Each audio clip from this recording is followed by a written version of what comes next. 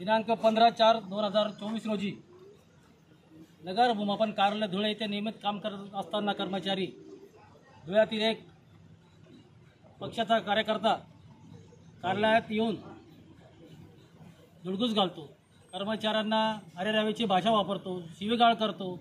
त्याचं वैयक्तिक काहीच काम नसताना सुद्धा तो कर्मचाऱ्यांना हेतू पुरस्कार असा त्रास देण्याचा प्रयत्न करत होता आणि कार्यालयात येऊन खुर्च्यांची तोडफोड, तसं महिला कर्मचाऱ्यांचा लॅपटॉप फोडला। आमचे पर्यवेक्षण भूमापक यांचा गच्ची दाबून जीवे ठार मारण्याचा प्रयत्न केला त्यांनी।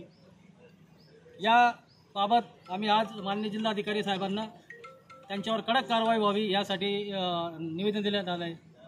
तेच निवेदन आम्ही माननीय जिल्हा पोलीस अधीक्षक साहेबांना सुद्धा देणार आहोत आणि त्यांच्यावर काल रात्री 11 वाजता 353 नुसार गुन्हा दाखल करण्यात आला आहे।